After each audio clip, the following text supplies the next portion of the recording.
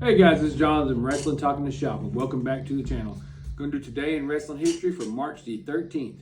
On this day in 1995, WWF Monday Night Raw came from Stockton, California, and was live and taped edition of the show, built up to WrestleMania 11. On the live edition, Jacob and Eli Blue fought the Headshrinkers to a countout draw, and Jerry the King Lawler defeated Bret Hart in the main event by countout due to outside interference from WWF Women's Champion Bull Nakano.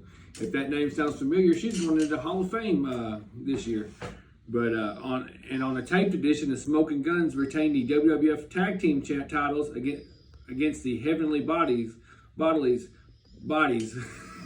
then the former NFL Chicago Bears Green Bay Packers superstar Steve McMichael brawled Kamala, the Supreme Fighting Machine, from the $1 Million Corporation, building towards the upcoming match between Lawrence Taylor and Bam Bam Bigelow at WrestleMania 11. Also, Bret Hart defeated Owen Hart in a no-holds-barred match. And on this day in 2000, The Rock defeated Big Show to regain his WrestleMania WWF title match opportunity on WWF Raw from New Jersey. After putting his career on the line as a stipulation, he was assisted by the returning Vince McMahon, who had not been seen on the television for 3 months. Also, Dean Malenko defeated Essa Rios for the WWF Light Heavyweight title. This edition of Raw is also famous for Bubba Ray Dudley delivering a powerbomb to Mae Young through the table off the entrance ramp.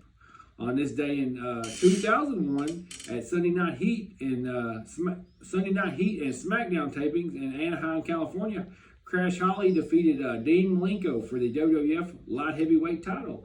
Also, the Dudley Boys defeated Chris Jericho in a handicap tables match, and Stone Cold Steve Austin pinned Kurt Angle. On this day in 2003, AJ Styles and the Amazing Red defeated Christopher Daniels and Xavier for the ROH World Tag Team titles. In the main event, ROH expected the unexpected from Cambridge, Massachusetts.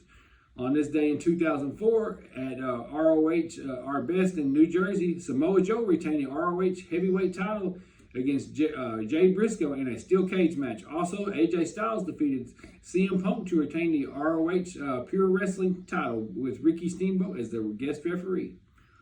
On this day in 2004, WWE held their Hall of Fame ceremony in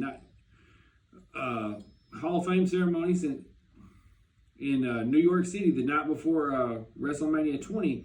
The induction class was Bobby Heenan, Jesse Ventura, Big John Studd, Don Muraco, Harley Race, Tito Santana, Superstar Billy Graham, the Junkyard Dog, Sergeant Slaughter, Greg Valentine, and Pete Rose, who was the first celebrity ever inducted. On this day in 2005, an Impact Zone from Orlando, TNA Destination X pay-per-view, Jeff Jarrett retained the NWA World title against Diamond Dallas Page in a ringside revenge match. Christopher Daniels was victorious over AJ Styles and Ron Killings for the NWA X title. In the Ultimate X match, there was also Elix Skipper in the match. Elsewhere on the card, Jeff Hardy defeated Abyss in a Falls Count Anywhere match. Dustin Rhodes defeated Raven in a bull rope match. And the Outlaw defeated Kevin Nash in a First Blood match. And on this day in 2007, WWE Hall of Famer Arnold Scanlan, I can never pronounce his last name right, passed away at the age of 82 in White Plains, New York. He was part of the newly created Worldwide Wrestling Federation, which would go on to become the WWF. Scanlan managed Bruno Sammartino, Bob Backlund, and both winning the WWF Championship under his guidance. He was inducted into the Hall of Fame as part of the 1994 class in Baltimore the night before the second King of the Ring pay-per-view. On this day in 2009, Andrew Martin, who was best known for his time in WWF as Test, passed away.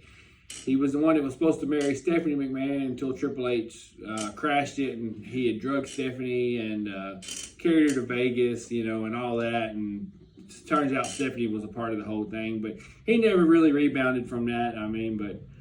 But anyway, it's a bad deal. He passed away at the age of 33. Young man.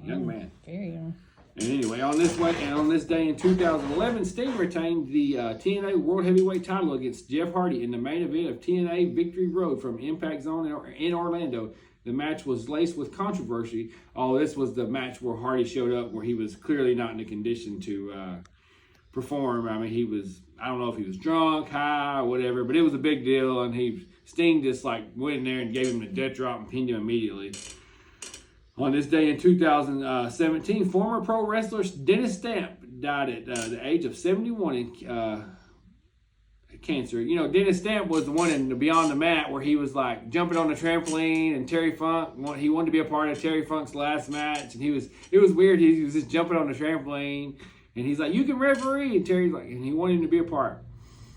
But on this day in 2020, the first edition of WWE SmackDown in the Performance Center took place in Orlando as part of the COVID-19 pandemic stuff. Jeff Hardy returned to action after being away for a year and was victorious over King Corbin. Daniel Bryan pinned Cesaro, and Bayley and Sasha Banks defeated Alexa Bliss and Nikki Cross. Roman Reigns had a sit-down interview with Michael Cole regarding his originally booked WrestleMania Universal title match with Goldberg, and Bray Wyatt confronts John Cena. And that's going to wrap it up. Thank God we didn't have to deal with that. What do they call it, Lindsay? The Thunderdome. Thank God we got live fans back in pro wrestling. But anyways, guys, that's going to wrap it up for today in pro wrestling or wrestling history. Thanks for watching. Like and subscribe.